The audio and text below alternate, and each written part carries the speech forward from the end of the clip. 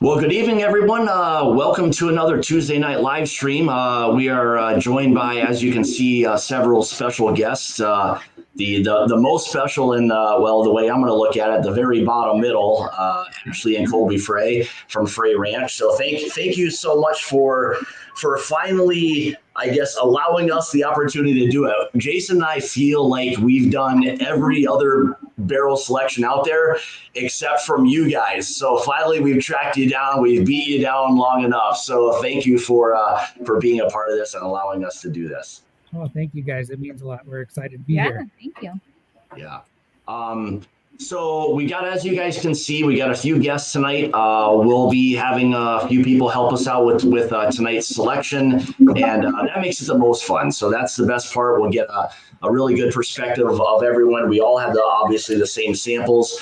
But before we kind of get going, if Ashley and Colby, if you don't mind, maybe just kind of share a little bit about yourselves and kind of how it all started for anyone who's not familiar with the story. And we'll start from there.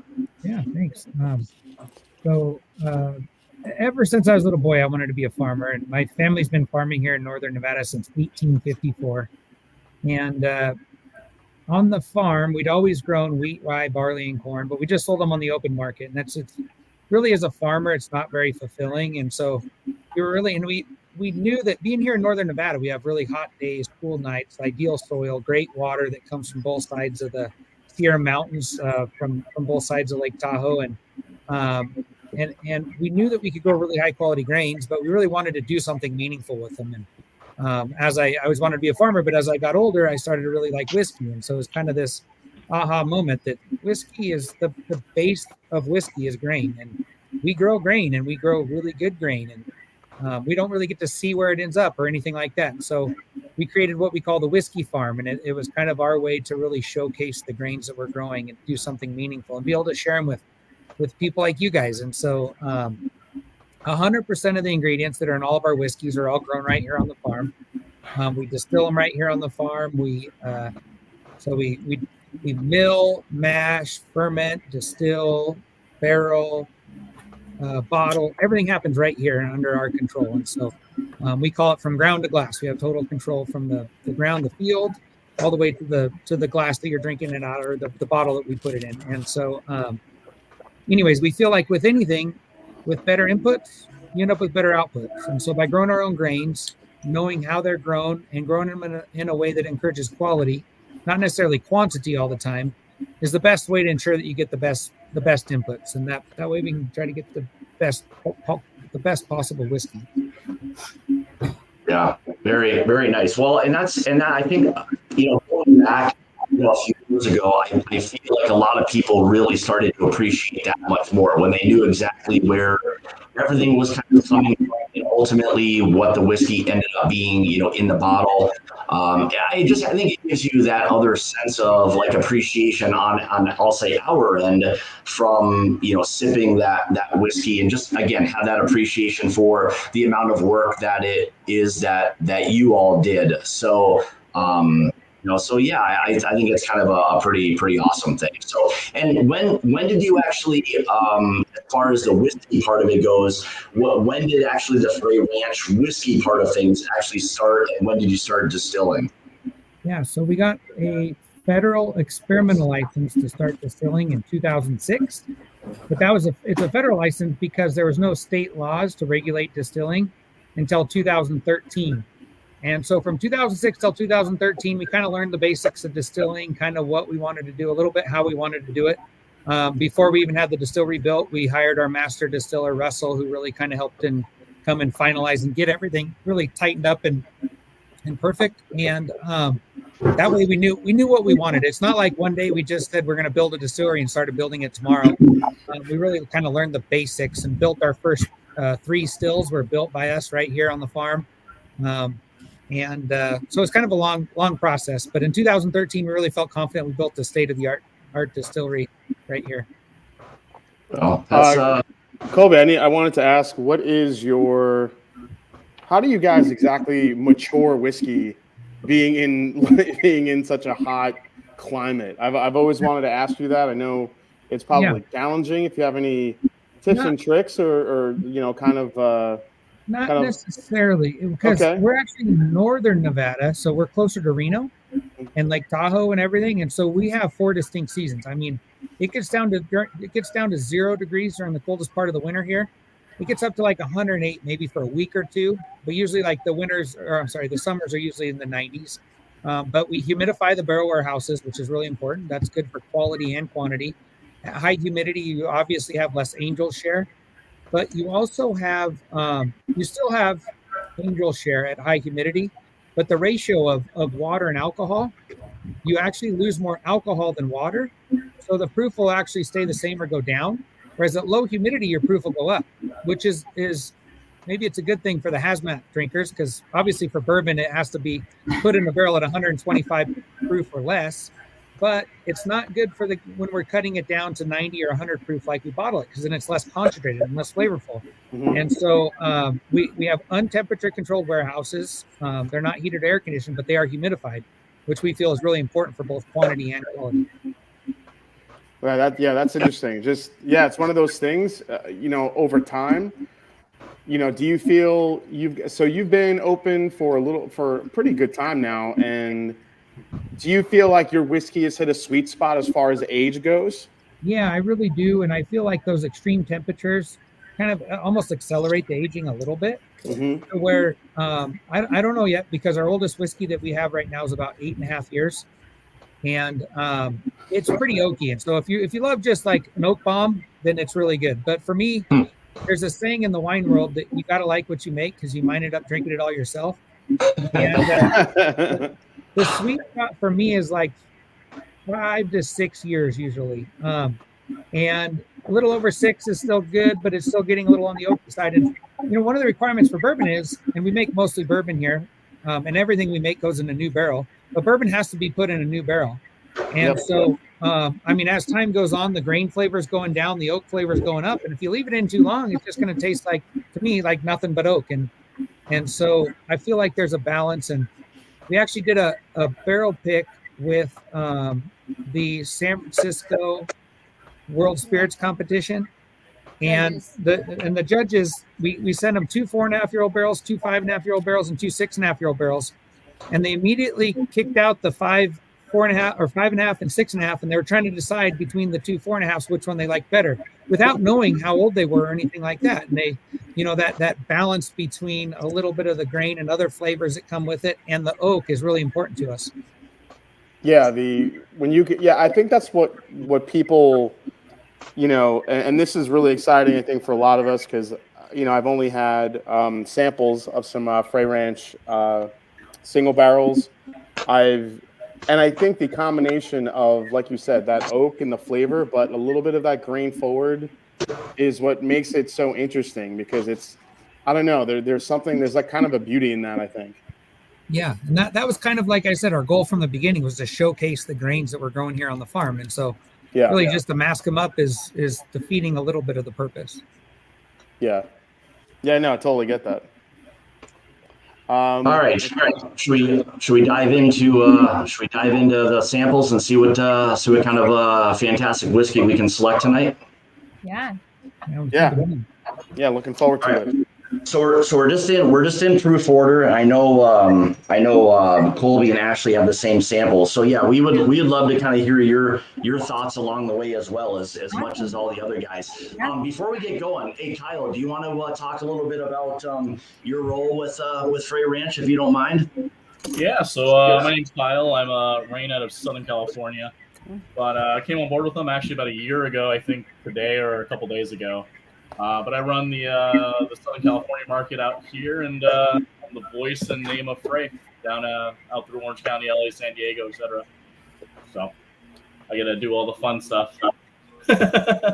Yeah, I would say this qualifies as the fun stuff. So yeah, this is the fun part. Nobody ever sees all the stuff that goes into getting all this done and shipping out half a dozen different samples. Yeah.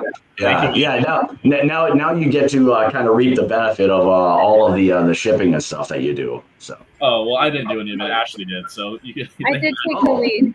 It was a lot, but I'm happy we did it, because you can't replicate, being able to taste them all together at the same time in the same barrel. So yeah, I'm looking up right now the cooperages because I think I have three. I put in 3 cooperages for you guys. We won't tell you till Okay. the end. Yeah, 3 cooperages. You use 3 different cooperages? I have 3 different cooperages in these samples. Now, really, So we use, yeah, traditionally we use mostly barrel 53 and ISC, but there's another cooperage in these ones. But we got 1 truckload of barrels from just to see how they would work, and so it's kind of fun to give you guys a different sample. We don't want to give you guys 5 of the same whiskey. We want you guys to pick what you like and give you a variety. Yeah, no. I think different cooperages are huge. I think it's a very underappreciated part of what some of the whiskey maturation, what could happen in a barrel. You see a distillery using different cooperages, all sorts of flavor profiles can happen. So I like that. Yep. Yeah. It's amazing the difference. Like cooperages do make a big difference on the final flavor of which cooperage you use, even if it's all American white oak, but the little nuances are really apparent. All right. I think I'm fired up for this. We'll see what we get here. Scott, you ready to go, man? I'm ready to go. Sorry, I'm having some mic issues. I have a different monitor, so it was working before and now it doesn't seem to be. So part of the technical difficulties, I guess. So I feel like you sound a little bit better. I feel like you sound a little better now. So okay, well, I lowered the audio a little bit, so hopefully it'll be better. So yeah, we're tasting right now barrel number 2180. I know I think Shem was asking before, but yeah. All right. Thanks everyone for joining us. I appreciate it. And for everybody kind of tasting along with us, if you don't be shy. So Tim, Martin, Brandon, Kyle, call out anything that you like. Oh, Ashley Colby, just because I got it right off the nose of this, I've had one of your all single barrels that was a pick. It was actually, I think, Bourbon Pursuits a year or so ago.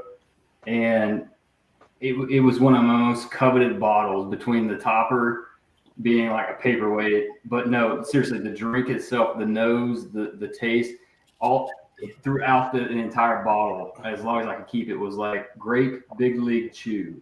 And almost like a grape Kool-Aid. Remember the barrel number on that one? I don't know.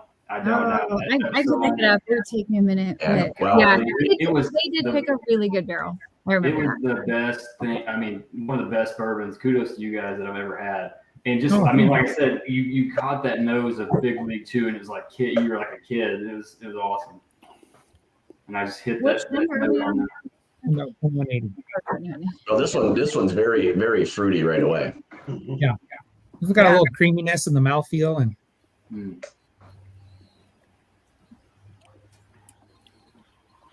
that one's one of the lower proof barrels we have. Obviously, you guys are going low to high, but yeah, 56.66. That's pretty low. Yeah. Yeah. And I guess for you, like with that being said, maybe talk a little bit about that. Why this one maybe versus some of the others?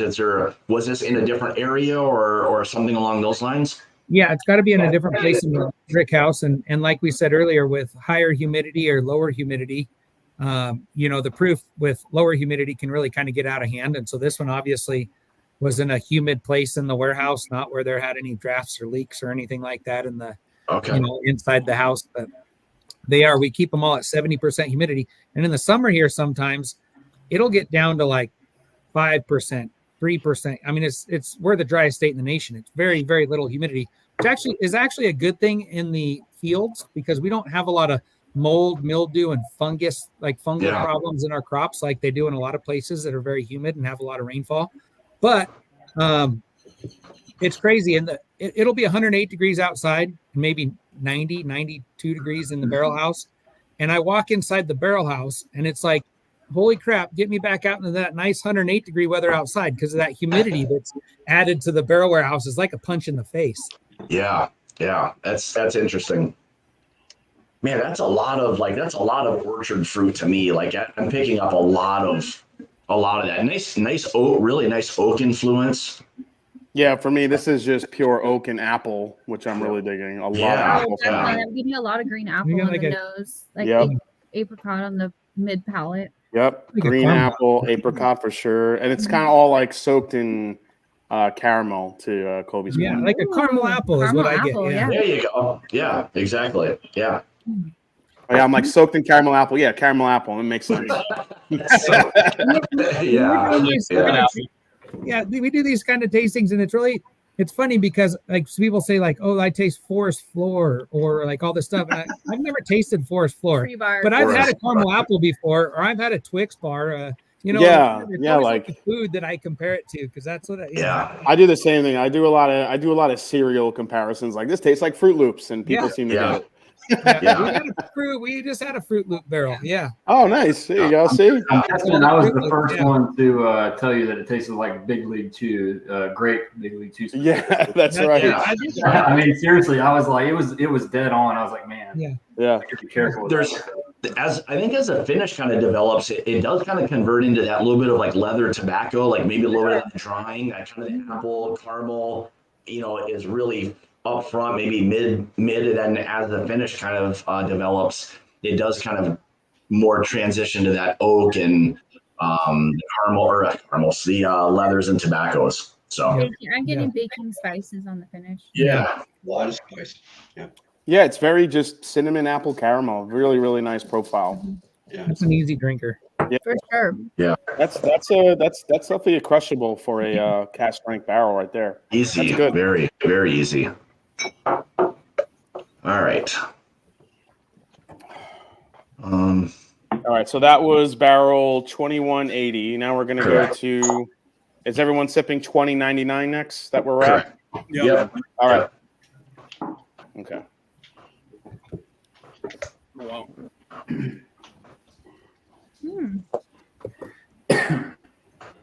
All right. A little higher in proof. Yeah, this one jumps up to 58.09% ABV. If everyone's following along, first one was 56.66. So Oh, I'm just getting straight apple on this one, on the nose.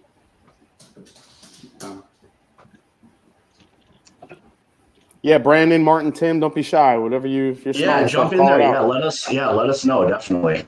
I just caught a whiff on this one a little. It was like a little butterscotchy on this one, but no, the apple's there, but there's something else that's there.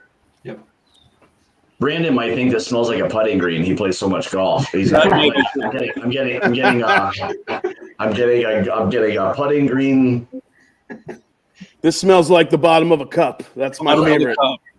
This smells like Bottom of victory. my hole in one. Yeah, it smells like victory. You guys get in I get like hot tamales on it. really? Oh, Like in the back of your palate or like No, the front like of your in the- palate? The finish is way less. Oh yeah, I could see hot. I could see Yeah. hot tamales. There's I like get those a red. In a Yeah. good way, yeah. the cinnamon red hot candies. Yeah, exactly. Yeah. Totally. I was SoCal. I was actually thinking hot tamales. I'm like, I'm not saying tamales in this, but Different kind of, yeah. I'm like, this definitely doesn't taste like Mexican food, man. I kind of think 2108 is a little bit richer on the palate for me. Like it's more Yeah. viscous. It's got that creamy, Yeah. creamy It's texture. got Yeah. a creamy texture for sure. Yeah. I pick up a Yeah, little- like I think like so far like barrel 2 feels like, I mean, coming off of number 1, like the profiles are completely different on these. Like they're very, very different. Yeah, I think I'm still leaning on 2180 even after the second one. I just love how fruit forward and balanced, and I agree with Ashley. I think the first one we had has a incredible texture. Yeah. Coming off that one. The more I drink this one, the more I get those red hots in the back. Yeah, it's like total cinnamon red hot. That's crazy. And these are 4 grains, correct? Yep. All the same Yeah. mash bill, Yeah. fairly close in age. But when we do our barrels, and I don't think we explained this yet, but when we pull down a batch of barrels, if one tastes really interesting, unique, or it might be extra woody or extra spicy or extra fruity, having the apple, notes to it or whatever. Something kind of special. We kick it out for the barrel program, and we're not looking for the same thing. We don't want to give you guys, like we said earlier, 5 samples of the same samples. And so Yeah. that's really kind of our goal, is to kick out really good barrels, but different barrels so that Yeah. It gives everybody gets what they like. So guys, so Colby, what was the mindset going for grain rather than a traditional, corn, rye, barley? Yeah, like I said earlier, where you got to like what you make because you might end up drinking it all yourself. I really couldn't decide if I liked wheated bourbons or high rise better. And then I just started kind of playing around and dumping them together. And it was also because like the rye gives it that little bit of rye spice. The wheat kind of gives it a little bit of creamy mouthfeel. Mm-hmm. We kind of really wanted both where, why couldn't we make both and have that creamy texture and also that spice? And we grow both grains anyways. And so it was really kind of a way to more showcase the grains. Nice. Yeah. But it kind of seems appropriate being a farmer that you'd want to kind of showcase all of those grains, kind of what they have to offer. So yeah, man, with number 2, I don't know if it's when Marty said like grape, but I'm getting grape like on the finish of 2. I don't know like why that's the case now, but I'm picking it up a little bit. So once you notice it, it's there. I mean, yeah, it's a good thing though. Don't get me wrong, I love it. But it has a really nice spice. So we got an apple one, a grape one. I wonder what the next one's gonna do. Yeah, I'm not getting any grape. I'm not getting any grape on the second one at all. I'm getting a little sweetness, like a Concord grape on the back. I'm getting a lot more oaky, like the little woodsy taste. I'm getting that woodsy cinnamon bark like type of and oak on the second one. Tree bark. Here we go with the we got tree liquor now. Like this fresh cinnamon bark stuff. Not like a tree bark. I'm not licking the floor like Colby. I'm not licking the floor like Colby's friends over there. Yeah.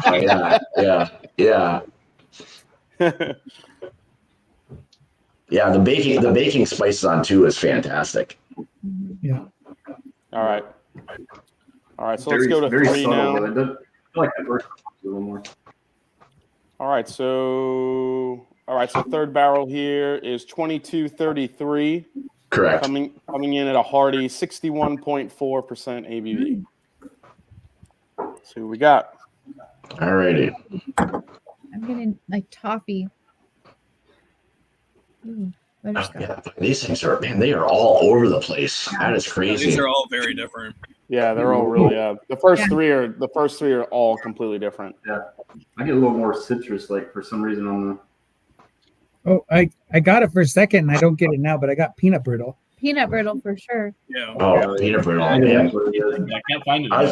I was also thinking like frosted flakes or something. There's a little bit of that grain, but that sweetness that's there. See, I'm getting like honeycomb. I'm getting like honeycomb on this. Yeah. Like not fresh honeycomb, but like honeycomb cereal. I'm definitely honey on the front of the palate. Yeah. Like honeycomb. Like you get honey on the front of the palate. Yeah, this definitely has a nose that to me is sweeter than any of the other ones. Oh, the palate too is it's definitely sweeter. Yeah. It's got a nice little finish on this one too, on the third one. Wow. Wow. I like it. Oh yeah, I like that. Yeah, that tastes like that's a lot of honey on that. A little bit of a little bit of like a char, like a charred honey or like smoked honey or something. I don't know. That's really good though. Yeah, honey, oak. Again, that cereal like grain type note is in it. Being grain forward, which makes me think like that Honey Nut Cheerios or like honey bunches of oats or something. Clearly, we're going with the cereal theme tonight. This is where we're at, I think, at this point. Let's just stick with this. We're all on the same page. So, I can nice. Yeah, I get down with that. That's right, David. You go get some honeycomb cereal. I know you want some. Exactly. And don't be shy when you pour the bowl. Just pour some honey on it. Yeah, there you go. Still always maintains all the way through like really nice spice level, really good baking spices, still that kind of little bit of that fall feel to it. I was gonna say this is Yeah, and I got to tell you, as these glasses are opening up, they're changing. So we'll definitely have to kind of go back through these. Like if you go back to glass 1 and smell how rich and fruit forward it is now on the first glass, it's insane. Man, I love the honey on that. Oh yeah. I love that caramel apple on number 1. Every time I smell it, it's so good. Yeah, if we blended 1 and 3, we could have a honey caramel apple. Yeah, wow, that's good. Yeah. So Tim, you've been quiet. What do you think, man? Yeah, so this third one, I'm getting like a sweet oak on the very end. Not as prominent oak as on the second one. But yeah, the nose hit me right off on the third one is very, very sweet. Almost like smelling a honeysuckle, you know, out in the woods, like that. And carry forward into the palate with the sweetness. It pick up some of the grain, like you had mentioned when you said honeycomb. That was what was popping in my mind as well, with the little honeybee. Yeah, and I think as you kind of just let the glass sit right under your nose, I'm picking up a very. It's almost kind of like a citrus tea with some honey in it. Yeah. When I first hit the nose on it, I picked up the citrus a little bit, but now like when I smell it a little bit longer, I almost get like a real smooth, like leatherish, like I'm all in on that, like citrus and honey, like man, three is all over in a very good way. Yeah, it's good. Yeah, I went back and nosed the first 3, and I'm getting like sweet tart almost on that third one now. Oh, sweet tart. Yeah, I could see that a little bit too. There is a tartness, like a sweet thing going on. Yeah, it's good. Yeah, I'm really digging 3. Yeah, and I still think 1 is my leader in the clubhouse. The second one, I went back. It gives a little bit of that banana. It's got a little banana. Cover all the fruit. We're gonna cover all the fruit and cereals tonight. We'll just blend all 5 and call it oops, and we call it oops all berries. Oops all berries. Yeah. That's great. All right. Let's go to number 4. So the fourth one here is barrel 1889, and it comes in at 61.43% ABV. So 120. Is that 122.8 proof? Jeez. Yeah. Yeah. This one's high up. Not the highest proof, but yeah. What will some of the highest proof ones be for you? Like, what will they oftentimes come out? Will you get stuff in the upper 120s or low 130s? Yeah, we do. We get a few of those. We had one hazmat bourbon barrel and one hazmat rye barrel. We have no idea why the barrel right next to it was normal. It's weird, because they have to go in the barrel at 125 proof, so it gained 15 proof. That's crazy in the barrel. Yeah, but maybe it's right in a drafty spot or something in the warehouse. Yeah. All right, so your barrel entry proof is 125. Yeah. Yeah. Okay. So all these lost a little bit of proof in the aging because of that humidity. So on the nose, I'm getting like the Girl Scout peanut butter cookie. Oh, interesting. Yeah. This one is very peanut buttery. Yeah. I like it. I haven't tasted it yet. It's very strange to have like all of the different profiles. Like you kind of get locked into like trying to like figure out like what it noses and tastes like, and then you just go to the next one and you get something completely different. So it's like a constant palate like reset each time. And I think that has a lot to do with the cooperage. I mean, we'll literally have a tank of White Dog unaged whiskey and fill up a number of barrels and have barrels that are one number apart filled up from the same tank taste completely different. Pretty amazing. Yeah, that tastes like a straight up peanut butter cookie. Yeah. Oh my god. Yeah. Almost like a peanut butter snickerdoodle type thing going on. Yeah. Totally. I'm not sure. Yeah, I'm not sure that the finish though matches the nose. No, not at the very end. It doesn't. So it's weird too, because the nose to me, even though it's peanut buttery, like it's like more peanut forward. It's probably the most like sawdusty, I think, Yeah. out of all of them I've tried so far. But I'm not really getting that on the palate too much. It's coming to me like a sweet cookie. Mm-hmm. Yeah. Which is weird. It's just throwing me off. Like it definitely, the finish does not match the palate in the nose. Yeah.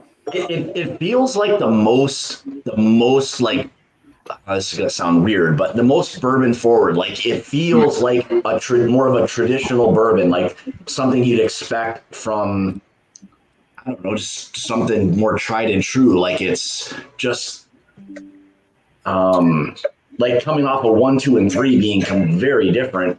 4 seems to be more like in a bourbon wheelhouse, if that makes sense at all. Yeah. Long thing on it.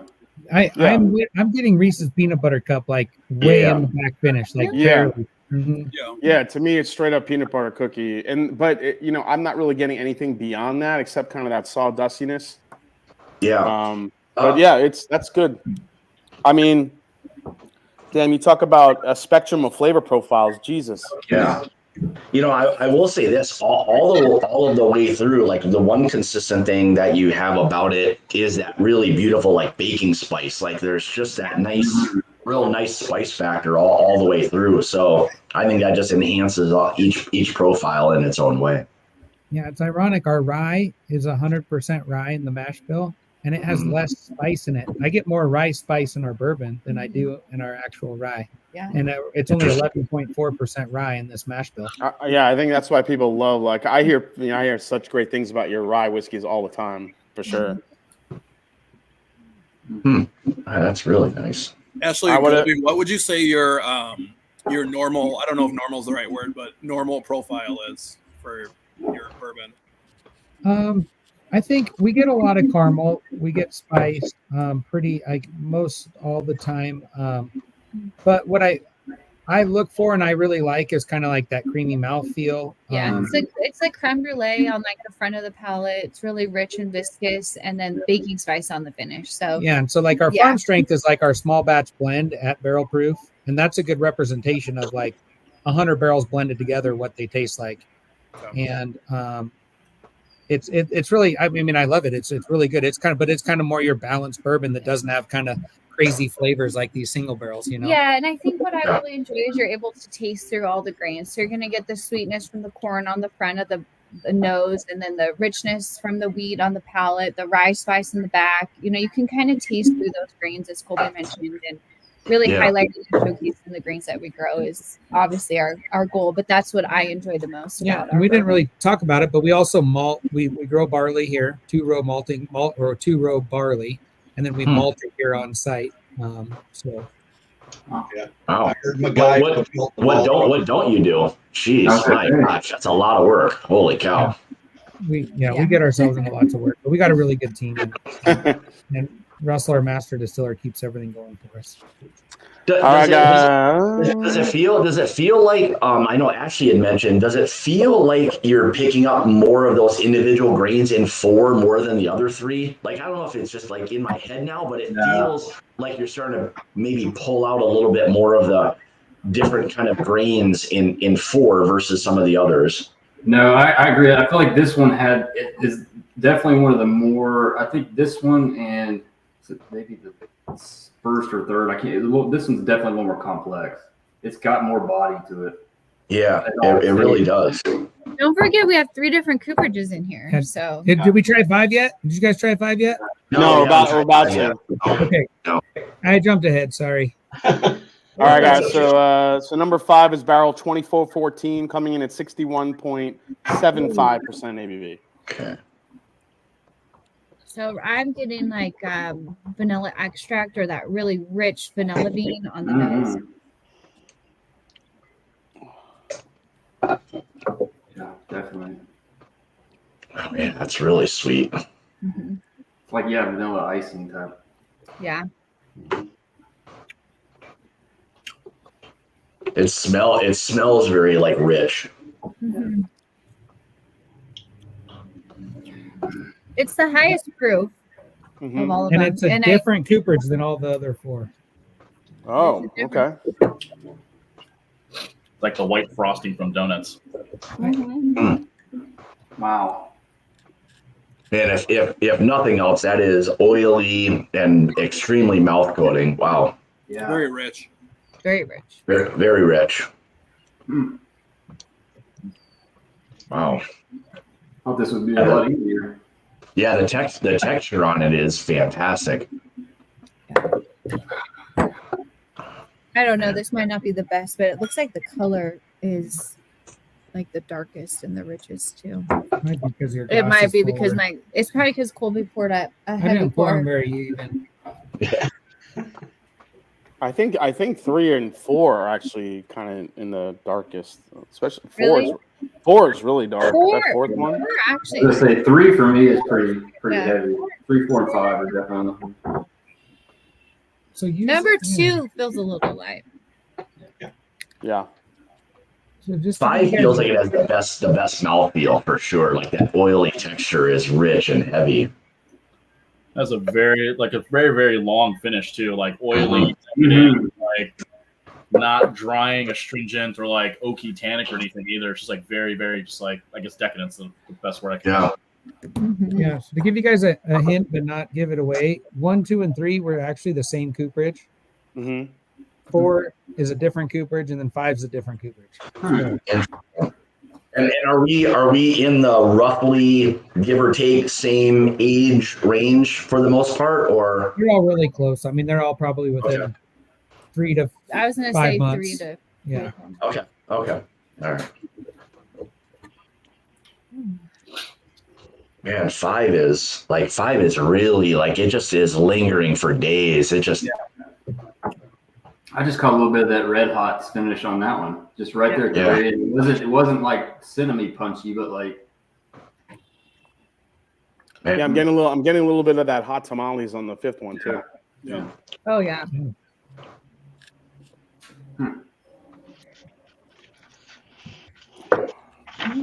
I don't know. This is tough. They're all so different. yeah, it's very difficult. Honestly, this is going to come down to like each has their own kind of good attributes here and there. So, yeah.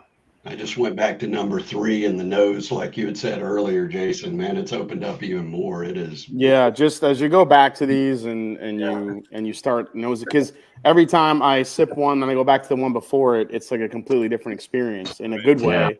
Because I think everything is just starting to open up, and the flavors and even that little bit of earthiness that they have is starting to dissipate a little bit, and you're just getting sweetness. Yeah, which is awesome. Yeah, there's like really great layers to them, which is nice, which is something I always appreciate in a whiskey, is that one that you can feel like you can sit down, and sip on, and then maybe even go back to it 10 minutes later, and you're going to get a lot more from it, which is really nice. Man, I'm having a hard time getting off of 5. Yeah. I'll keep going back to 1 and just getting that. God, one from I love 1 so much. It's like one of those suckers from Halloween that has the caramel apple stuff going on with it. I haven't gone back to 1, but I feel like when I taste number 1, like it's gonna feel like very like low proof in comparison to 5. Like it's gonna I feel like it's gonna be flat. Like I don't want to go from 5 to 1. I don't think in my opinion. I agree. I just did this. I just took a taste of it again and got that. And I didn't get that the first time. It's wild. Yeah, because 5. Yeah, I think I'm going to go back in reverse order here from 5 back to 1 and see how it kind of changed and what we like here. Like 5 feels like it's starting to get more of those kind of like earth tones, like rich, heavy, like tea notes, things a little bit like that. For me, Yeah. Just that rich, bold. I mean, yeah. I see what you're saying, but I don't want to confuse like rich and bold with just like high proof, because I feel like there's a few others that actually have more interesting flavors than 5 does. I think we're all leaning on 5 because it's the highest proof.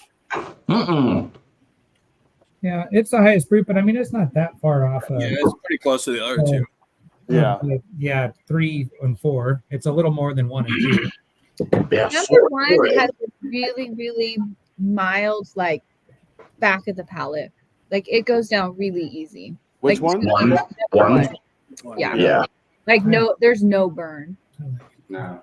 Yeah. And four, like going in like reverse order, like four is so like vanilla, like cake frosting sweetness, like forward. Yeah. Yeah, four is, I totally agree with you, Scotty. It is vanilla frosting, hint of butterscotch there. That's good. Which is wild because as I went through the first time, I'm kind of moving the bottles like a horse race. Now maybe four is nosing back up there a little bit. Yeah. Just keep drinking more. You'll eventually not figure out what kind of order you're even drinking it at all. So you'll have no clue. So. I really like number 6. Six was fantastic. I'm like, hey, where's my sample of 6? What the hell? Yeah. All right, let's go to 3. 3, I thought originally going through was very, very interesting. My nose on 3 is still just. Yeah. 3 is an absolute just fruit bomb. Yeah. I love it. Yeah. It's so fruit forward. Good finish, good spice. There's a little citrusy there, like almost like either like a lemon tartness or orange or something like that. Oh yeah, there's all of that. Well, this is the one. Remember, we said was very like honey. Yeah, this was like the honey citrus tea one, which was number 3. I think it's more grapefruit, like on the very back. Oh, grapefruit. All right, little kind of like that tartness. Yeah. I guess I don't eat enough grapefruit because I'm like grapefruit. Okay. Yeah. Yeah. No, that was the very first time I took the nose of it. I was like citrus, and then I thought I was like, maybe I'm just crazy because. Yeah, there's like this very rich like orange marmalade thing going on 3 to me, which I 3. like. Yeah. Yeah, I definitely. Those chocolate, like orange flavored chocolates. Oh yeah. Like it, like they're the cordial for sure. Oh yeah.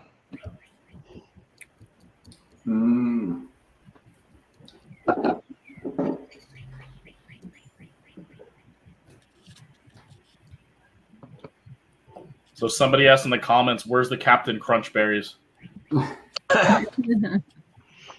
Well, nothing is that dark of fruit, I would think. But the third one, I don't know. I think between that one and the number 1 being like that super rich, like caramel, apple, pear, and cinnamon, those are probably the 2 most fruit forward. I would agree.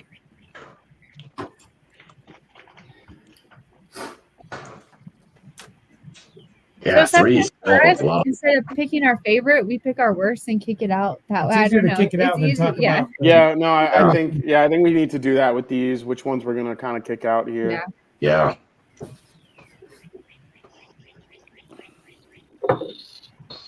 We've had people, and rarely do we get a consensus. I think maybe once or twice and quite a few, but we've had people try to arm wrestle Rochambeau.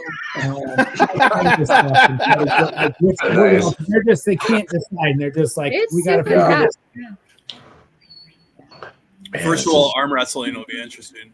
Yeah, that I'm would be- not sure that today. Yeah, no matter what happens, the person on their own camera always wins. Right? Exactly. Man, this is really going to be tough.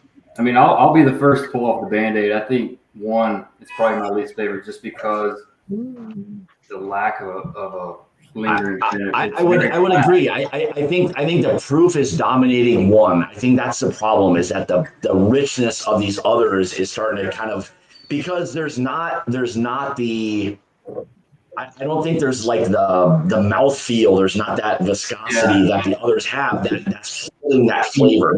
Yeah, if we're going just off nose and palate, I'd be all right with it just because it's, God, you can sit here and smell it for days. But like, there's once you hit the palate or the finish, it's just there's not that tingle there anymore. Yeah. But this is really tough. Yeah, you guys are killing me because I love 1, but that's fine. I know. It's okay to be wrong, though. It's all right. I'll be a team player. I'm just saying, like out of all of them, like that. I mean, yeah, I understand. Coming off the other four, one is gonna feel the most tame, and I get that. But I also think one has the most unique set of flavors. It's not just in your face. I mean, just that cinnamon, apple, caramel, spicy finish it has, I think is awesome. And I had a feeling when it was the lowest proof one, it would probably get voted out, unfortunately. I think the mouthful feel on one is pretty good though. Like I think all of them have a great mouthfeel. I just think again, you're factoring in as you get higher in proof, one is just going to come off a little bit less interesting. I just changed my mind because I went back to 2, and I'm not a big banana guy, so 2 I just keep getting banana on. Yeah, I would say 2 is probably my least favorite. Right. Yeah, 2. I think 2 is my first one to eliminate. 2 is probably my least favorite. Yeah, like it's way 2 feels like it's way more kind of earthy forward. Like there's a lot more of those earth notes. So all right, can we agree to eliminate 2?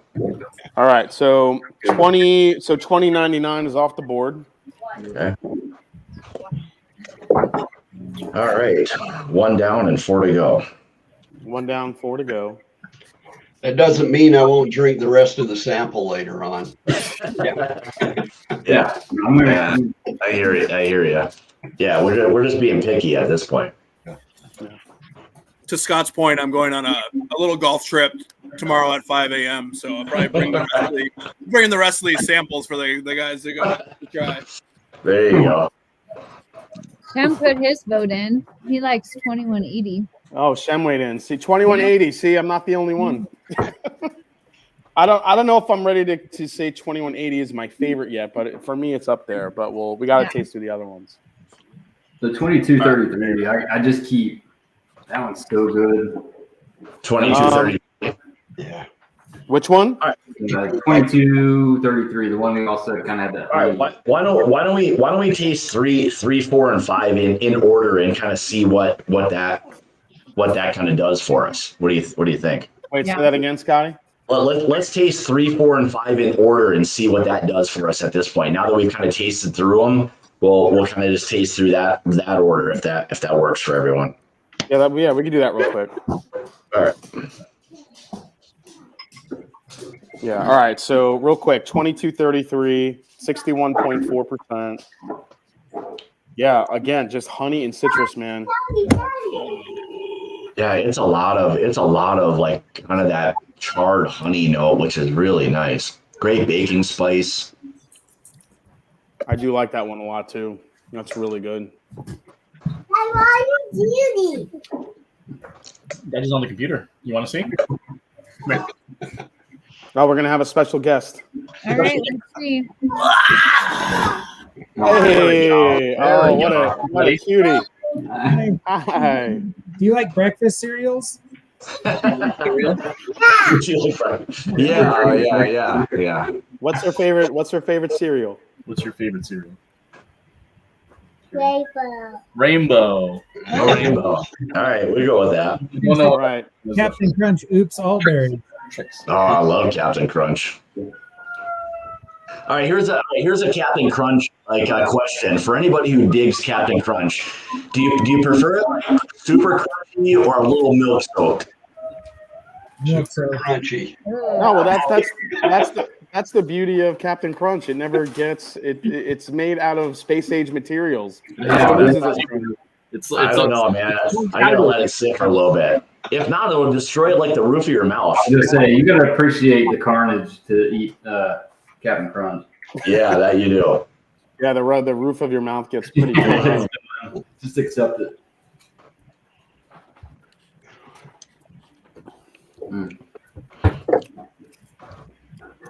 Man, this is so tough right now.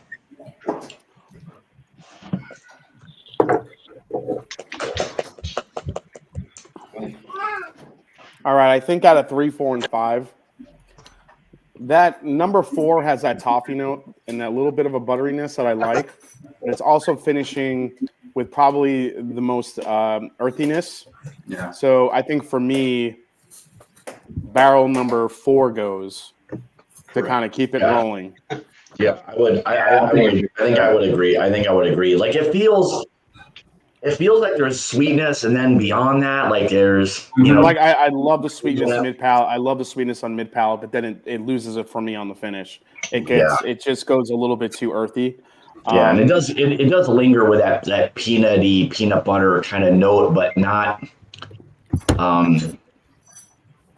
I don't know, and that was always the one that was a little more grain forward for me too. Yeah, I would agree. I like them, but I just think the other ones are a little more unique. I totally agree. Yeah, JG, the peanut butter one gets a little bit grainy, dude. So it's like peanut butter. Yeah, it's not as peanut buttery as you would like. I'll just say it that way. That you like. Yeah. So that one is, since there are 3 different cooperages between 3, 4, and 5. That one was from a cooperage called Blackwater. Okay. Blackwater. Okay. Yeah, we only did Blackwater one truckload. Yeah, just to see how they were. But it's interesting because most of the Blackwater barrels, they are more earthy, but this one has that more like earthy and spicy. and like nutty. This one's not. Yeah. This one has the peanut butter. So. Okay. Yeah, it definitely has the peanut. It definitely has the peanut butter, but I think when you say earthy, the earthy's on the finish, which is what kind of. Yeah. I'm not going to say it kills the experience, but that's kind of a compared to the other ones. That's what made it kind of leave the fold here a little bit. So Colby, are they consistent on their char levels across the cooperages? Yep. So they're all char level 4 on the staves and 3 on the head. Do you use the toast at all, or just straight up char? Just char. Okay. Colby, Ashley, I got to ask you why we're trying to nail this down, because honestly, like I said, that bottle that I had, I absolutely loved the mortar shell of a bottle that you guys put it in, and the copper and everything. How did you come up with that design? Was there something behind that? Seriously, that your pork weighs 5 pounds. Yeah, very true. So yeah, we really spent a lot of time making sure that all the design elements do tie back to me and Colby on the farm. So everything from the yellow label, which represents the corn, that same color of the corn that grows right in the field. The shape of the label, it represents a belt and a belt buckle that was passed down from Colby's grandfather to his dad, and then to Colby. I told the design team I really wanted the bottle to like feel really good in your hand. Like, you know how sometimes you pick up a bottle and you're like, that's like okay. Then you pick up other bottles and you're like, oh, I love this. Yeah. I really wanted that feeling to come through when you pick up our bottle. And then part of that is because we wanted the embossment on the bottom. So if you flip over any one of your bottles, embossed around the rim of the glass, it says "Be good to the land, and the land will be good to you," which is our Frey family motto, something that we live by every day on the farm. And that was a design element that was really, really hard for the glass plant to produce. And me and Colby actually went there and watched all the bottles like come off the bottling line for 2 days straight until they perfected it. So yeah. It's like, as a farmer like that, you got to take really good care of your soil, your natural resources, the environment, and everything. Otherwise, we don't have a future. And my goal in life is just to temporarily take care of the land until I can pass it on to my kids or the future generations. You don't own anything forever. You only own while you're here for a short period of time, and so we got to take really good care of it. And that's kind of a foundation of the farmer and a foundation of the bottle too. Mm-hmm. So to you, the land would probably or ultimately be the most important, like, single thing amongst everything that you do. Yeah, I mean, you really can't. I mean, you could buy more land, but you really can't replace ours that my family is taking care of, that we do everything we can to try to keep it balanced and live with it. And, not all dirt is equal. So it's not dirt, it's soil. Sorry. Soil. Justin Jenkins wrote, "My Frey Ranch bottle full of quarters is my first line of home defense." Yeah. I've dropped a few full bottles and they just clank on concrete and don't even break. Yeah. I took that bottle to my father-in-law because he drinks, bourbon and stuff as well, and he's like, Jesus Christ! He's like, I don't have a cannon for this, and I was like, what? I can't. Yeah. It's a beautiful bottle. CJ Miller in the chat asked, can Colby, when is he releasing that smoked and wheat whiskey he showed on Bruzel's channel this past weekend? Oh, so we did release them already. Well, not the wheat, because he was tasting the one from the barrel. And I will tell you, we're not going to tell you guys yet when we're going to release it. But I don't know, but she does. I know. Yeah, he honestly, I tell him where to go. Like, I don't pay attention to that stuff. Yeah. But if you join our email list, go to freyranch.com. It's the pop-up. It's our newsletter. It's called The Dirt. We always announce our special releases. And I will tell you what's really exciting about that wheat. We're going to release some online and some in our tasting room because we really want to be able to get it in the hands of everybody. So join our email list at freyranch.com. So you can be the first to know. It literally tastes like funfetti frosting. Yeah. A couple of them, like birthday cake frosting. It's nuts. So show me the proof. So show me the proof. Was asking how many acres do you farm? Yeah, so we farm about 2,500. We own close to 2,000. And we lease some neighboring farms that are here. Just we grow. But to do that, this year we'll produce quite a few, maybe 110,000 9-liter cases. To do that, we need maybe 600 or 700 acres. So we have a lot of extra, but we also grow a lot of alfalfa. It's a good rotation crop. It's not good to grow the same crop on the same field year after year after year. Here, we really want to rotate it. It's good for the soil. It's good for the very cool pests and things like that. So alfalfa is a really good crop to rotate into. But what's crazy about the alfalfa is it goes to China, Dubai, Japan, and Taiwan. It goes around the world. It goes from here to Long Beach, up by Kyle, gets put on a boat, goes around the world. So. But our grains stay with us. Yeah, it's like kind of the complete opposite. Yeah. And so that it's neat to think that they go around the world, but it's not very fulfilling because they just they go leave on a truck and you collect a check and you're done. And it's you don't get to see the final product. So I got to tell you guys, so we're down to 2180, 2233, and 2414, and I'm telling you, I am between 2233 and 2180. These two are delicious.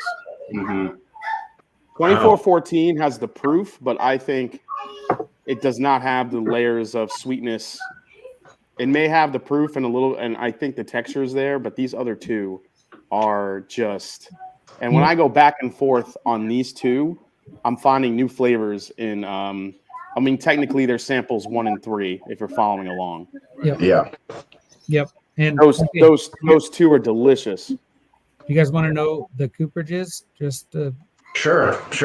Yeah, what do you got? 1 and 3 are barrel 53. 1, 2, and 3 are barrel 53. Barrel 53. 4 is Blackwater. 5 is ISC. 5 is Independent Stave. Really? Yeah.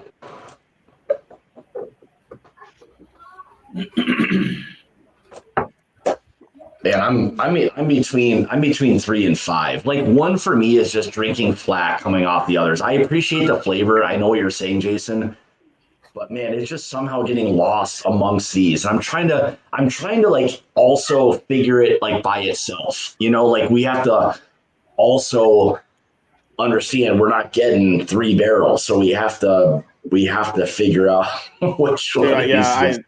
You know what I mean? It's so tough to like make it singular. Yeah, I think you and I are on different pages here. I think 1 is much more complex than 5 is, to be honest. Really? Absolutely. 2020 GTS. 2020 GTS on its own is fantastic. Compared to any other vintage in the recent 6 years, it's not good. Yeah. I just think number 5, I think has some great texture and it's got the proof and the punch, but I think as a singular whiskey, I think 1 is more interesting. It just has more flavors going on for me. And any of you other guys, please chime in as far as what you think between 1, 3, and 5. I mean, I'm kind of with Scott, as far as but I'm with you, Jason. I love the taste of this, but It does. It has like a flatter. It's nice and oily, but it just has a flatter, almost like a good coat that's been sitting there for a little bit, where it's still good, but it doesn't have quite the punch that it did when you first opened it. Yeah, it's lacking punch a little bit, but yeah. Honestly, I think for me, honestly, number one for me is, I'm sorry, not number one, sample one, but my favorite in this group, I think, is actually 2233, which is number 3. Yeah, I think that's I think that's a great. I think that's a compromise. I think not even as that. Like it has a lot of those great flavors, and is kind of, in terms of texture, proof, all of everything kind of mashed together, is kind of a combo of 1 and 5. Honestly, like 3 is in the middle, but has a lot of all of those kind of great characteristics that a lot of them do. It's got the best finish. It's got some apple. It's got some citrus. Got honey. Got honey. It's maybe the most unique of all of them. Honestly, it's maybe the most unique. Yeah. Like 5 has the proof, but it lacks some of the complexities that 1 and 3 have, and 1 has the flavors that I love, but it's lacking a little bit of punch. Where I think 3 is right in that middle ground, where it has a little bit of everything and then some.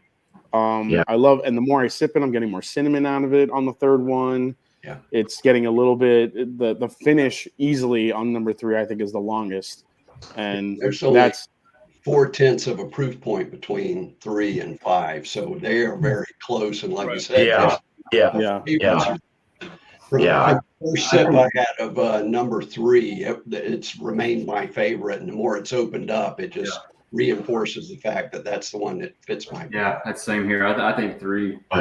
It just wins it. Brando, where are you at, man? Yeah, I like 3. 3 has been my favorite since the beginning. So yeah.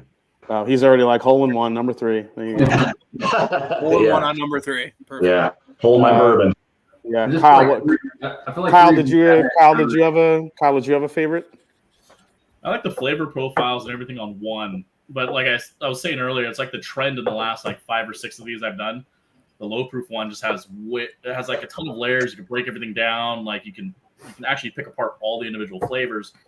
As the proof increases, some things get shadowed, some things get brought forward, and it becomes, I guess, in a way. Yeah, there's a big part of me that's with you, Kyle. I would probably, like, if we didn't have these other 4 to drink, and you just giving me 1 off the bat, even at 56, I mean, that's 112. What is that? 112 proof?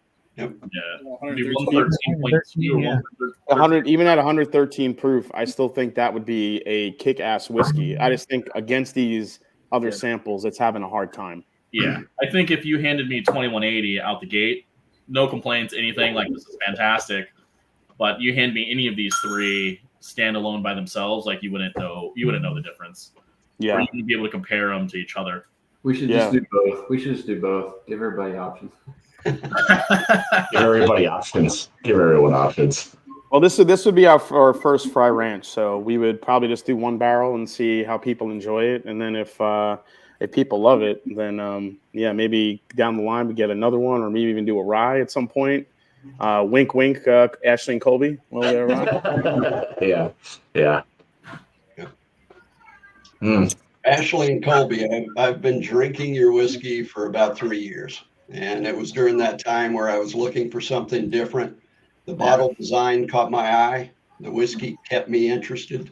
Yeah. And I'm glad to participate in the barrel pick tonight. It's great. Oh, thank you. Yeah. We appreciate that. Yeah, where are you at? Where are you from? The Atlanta, Georgia area. Nice. Oh, nice. Okay. You guys need to start some kind of like little underground pipeline to Tennessee. Keep your eye out. Yeah, Stay tuned. Nashville. Won't be too long. Yeah, watch for an announcement. Very Hardy, soon. I can mule. Yes. Already, so Tennessee's close. Yeah. No, Nashville's got a great market. I mean, you guys, Master Journey both done some stuff with Nashville Barrel Company, and if you have Scott, have you guys done anything with Southern Collective yet? Yeah, we did. I can't remember. Our Modern Dusty we did with them. That's right. Yeah. Yeah, but it was so few bottles. Not many people even got it. It was ridiculously small. Like it was like 40 bottles. That was it.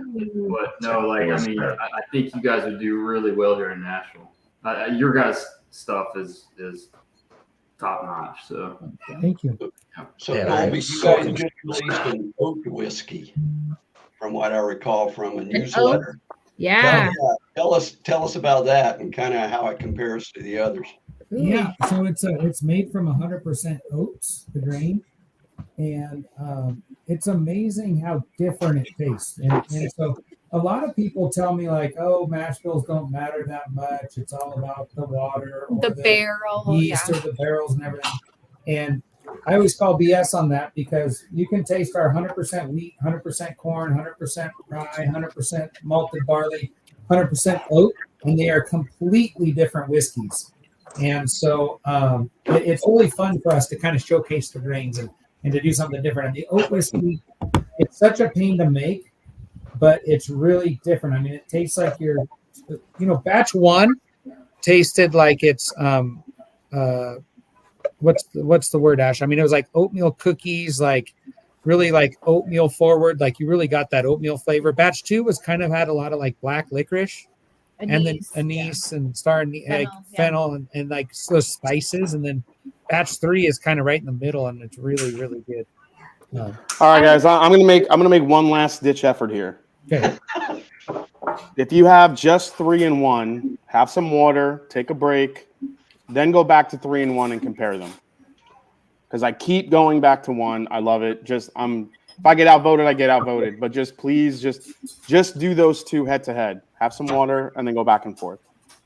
So it's 5 out, is what we're saying? 5's out. It's between 22.33 seems to be the consensus, but the last ditch effort for 21.80. Just put everything else aside, have some water, take a little bit of a break, reset your palate, and then compare those 2.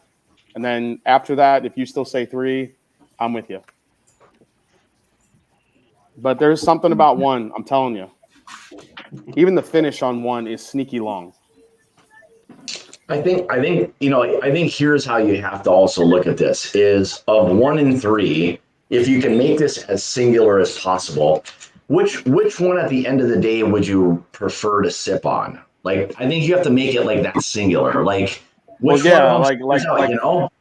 for me, I think it keeps coming up 1 for me, but that's me though.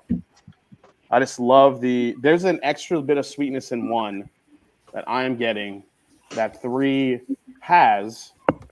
But 3, again, we're talking about citrus and tea and honey versus like caramel apple. And I think that's really the big difference for me. Here's kind of my 2 cents on these. Like, I could drink 1 all day long every day. Well, that would be bad for my health, but I could. You need to run a few farm tools, Colby. Be careful. Drink all the time, but I could drink 1 anytime. Like it's really good. If I was like comparing it, doing a big bottle share and things like that, and drinking a whole bunch of whiskeys, then I think 3 would be a little bit more flavorful to stand up against like other huge, powerful whiskeys. Does that make sense? Yeah, that makes sense. One would be the one you just want to have a dram at night. I would probably pick 1. If I'm going to go and taste 5 different whiskeys and Frey Ranch is one of them, I'd probably pick 3. You know what I mean? Yeah. I don't know, Jason. I'm kind of with you now. I mean, like one I have written down over here. I was like, 1 was already in the clubhouse. And the reason why is sometimes with those honey ones, they get so rich, like you were saying, you can't sit there and drink all night long. And it, I don't know, maybe too sweet. Wait, which one's too sweet now? The number 3 with the honey. I think if you were going to sit there and just drink that forever and ever and ever, like I don't know. I think now I'm kind of leaning just 1. I don't know. I mean, I'm just want to give both of these glasses a fair shot. We're trying to get the best pick, and these are both really good. I don't know. I think I'm kind of I think Colby kind of broke it down in a really interesting way too. Like if I'm bringing one of these. I'll say for me, it's not even close. Like, I mean, it's not even remotely close for me. But I want to hear everyone else's, thoughts on where you'd ultimately end up landing as well. So, Tim, where are you at with 1 and 3 with them being in the running? Yeah, so I reset. I actually did a little order in both 3 and 1, and 3 to me still is kind of like my lead horse. So I like 3. That just fits what I would like to drink every day, like Colby said, all day long, or take it to someone else to introduce them to a Frey Ranch product. Yeah. This is something that just jumps out at you. Yeah, I think overall, as much as I love 1, I think 3 might be I would lean towards 3 as well. Yeah. All right. So there you go. It is going to be 2233 at 61.4% ABV. Let's cheers to that. 2233. Yeah. 2233. Yeah. There it is. This was probably collectively the most thought, and back and forth we've had with a whiskey in quite some time, I would say. So yes, Scott. I don't think we've had.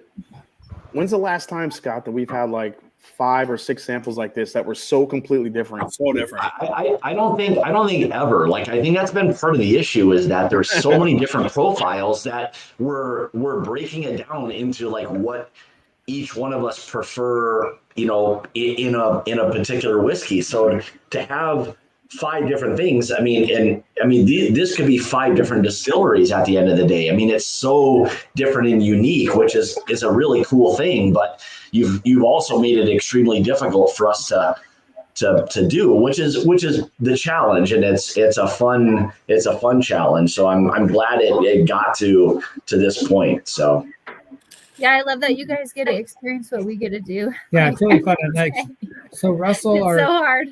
Russell and I taste every single barrel there is, and so it's super fun to go through them and taste all the differences, and then pick them out and save some for single barrels and blend some, and just figure out what we're gonna do. It's a good time, except for sometimes you got to do it at like 8 or 9 in the morning, and you're kind of like. I'm gonna let my toothpaste wear out of my mouth before I start drinking. Yeah.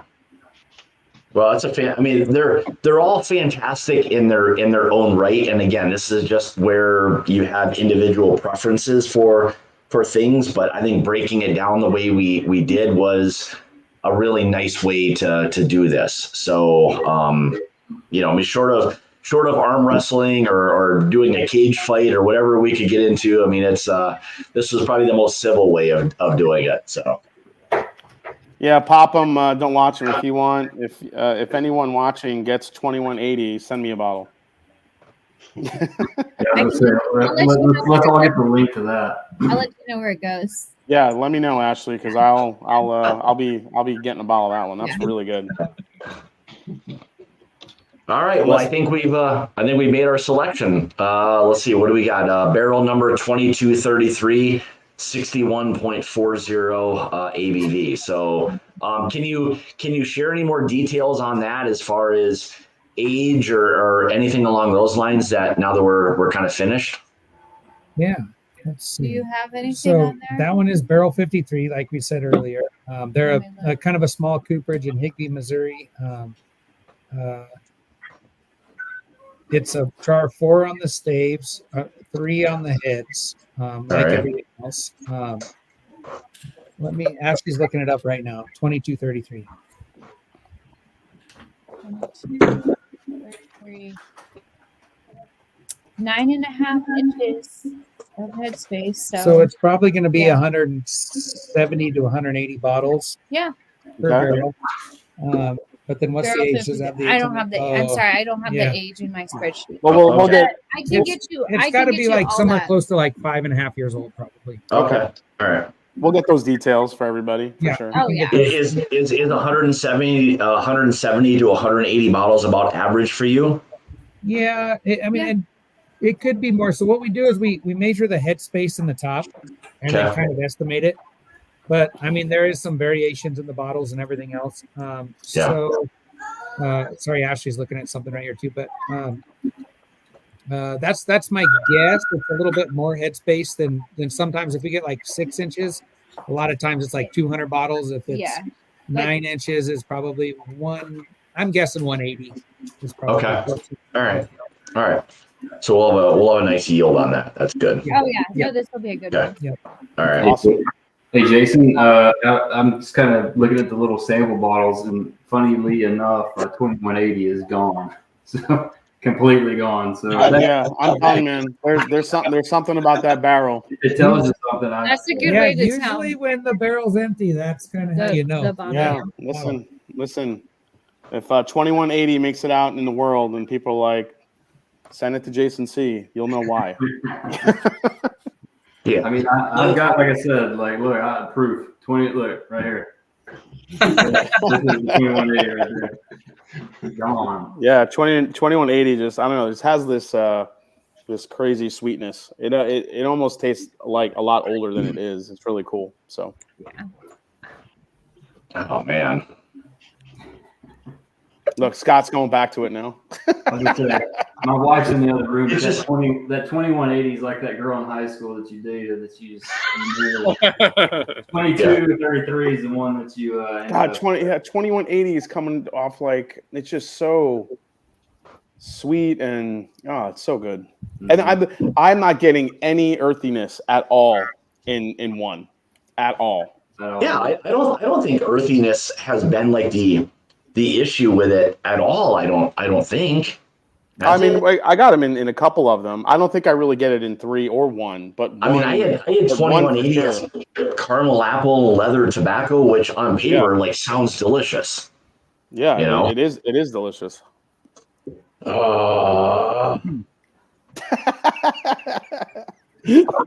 both really good. Who would think drinking whiskey could be so difficult? All right, redo tomorrow. I don't envy anybody who owns Bob, a look, Bob D'Antoni from Four Gays in the chat, and he wants 2180. Don't let him have the barrel, Scott. I mean, do we need to reconsider? I mean, where are we at with this thing? Like, all right, let's just do like very quickly here, like by a show of hands, let's just wrap this thing up and make sure that we're getting the right one. So 2180, who would be in favor of 2180 as the final bottle? Show of hands. I'm actually a 2180 guy. I mean, I could do it. It's going to be a tie. I'm just saying I could do either one, but I could also do either one. I'd lean towards 3 though. Oh, there we go. Shem's in. Shem's 2180. Look how Shem conveniently enters the chat when the voting starts. I'm like, I finished up with my spreadsheets. We don't believe you. We don't believe you. I think you've been lurking the whole time. Now you immediately popped in for the final decision. So yeah, it's 2180 and 2233. 2180. I think I sent you a text message about 2 hours ago with 2180 on it. Peter. Let's see the timestamp on that. Actually, the timestamp. It was before the stream started. So did you jump ahead, Shem? He did, yeah. That's okay. I poured at 4 p.m. Pacific because I like air to enter the equation. 5:13 p.m.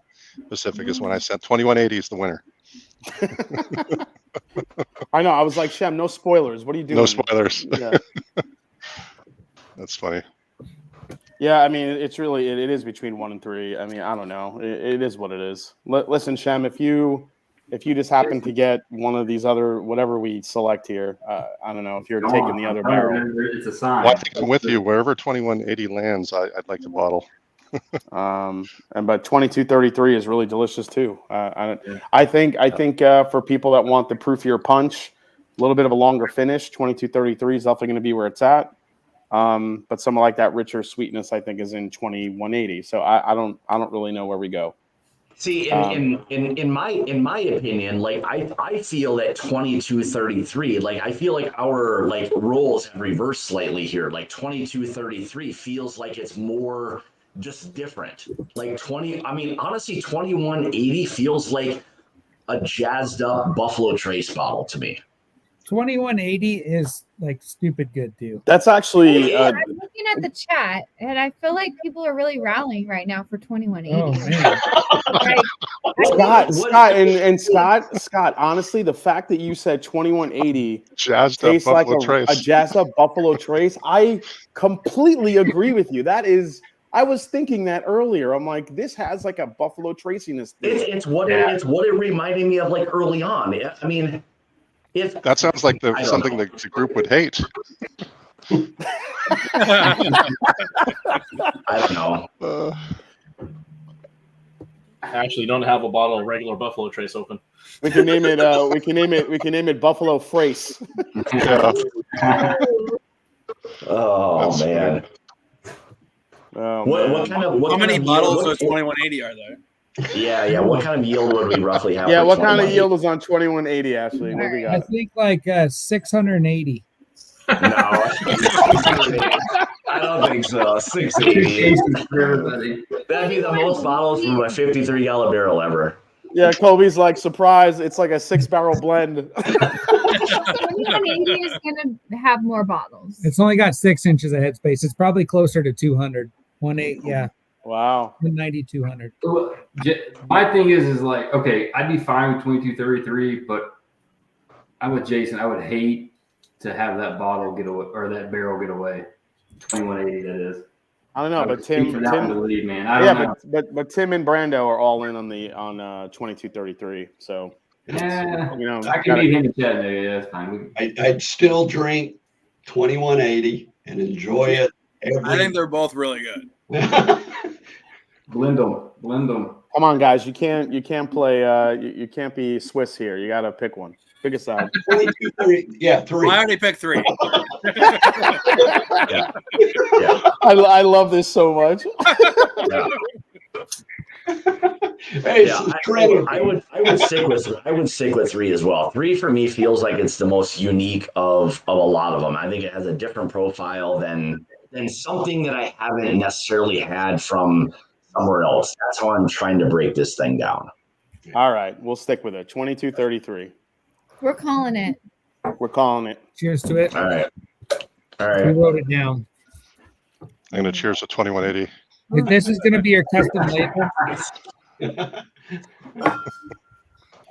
All right. This feels like very somber. Like I feel like I'm ending this thing like on a very bad note. Like I feel like there's so much animosity. Like there's a lot of love and hate going on right here. I feel like as soon as I hit the end stream button, people are just gonna leave all bitter. Like I feel like people are gonna like, I hate you now. You know, it's like, oh my god. We need more love. We need more love. We cheers. It's all good. I know, but a Frey Ranch that tastes like Buffalo Trace. Come on, how often does that happen? Yeah. Oh my god. No, Should we just throw in 5? All right. So Colby and Ashley, if we do like a little bit of a debate like offline, can we leave this as like 99% confirmed and let you know by tomorrow? I feel like there's gonna be an offline debate here going on. I can feel it already. It's coming. So can we let you know tomorrow and Shem as well? Yeah, we're fine with it. Yeah, you guys put your heads together. You guys tell us which one you like. We're happy with either. I'm gonna see Scott on Thursday. It might come down to an arm wrestle. I'm just saying. There you go. Are you on right now?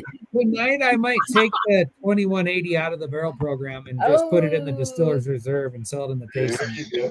Oh, Colby, that's just you, son of a bitch. That's just mean. That's cold. Yeah.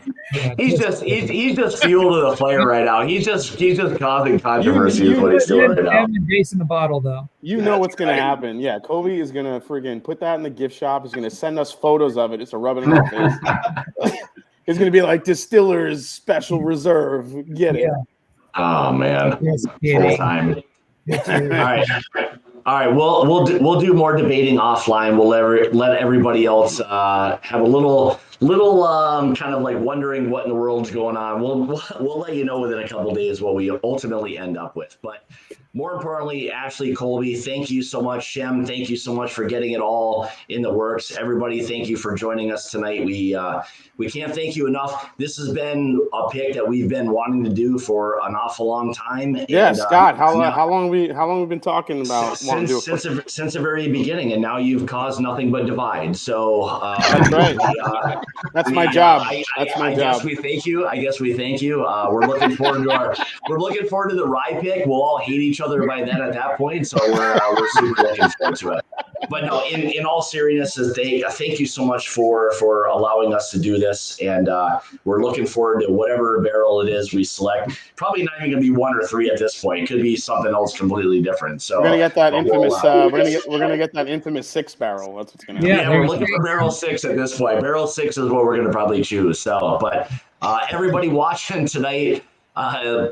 Keep an eye out. We're not exactly sure where we're going to select. We'll let you know here pretty soon. But if nothing else, it's been a really fun evening, and thank you for your time. And we're looking forward to finally picking a great barrel. So thanks everybody for joining tonight.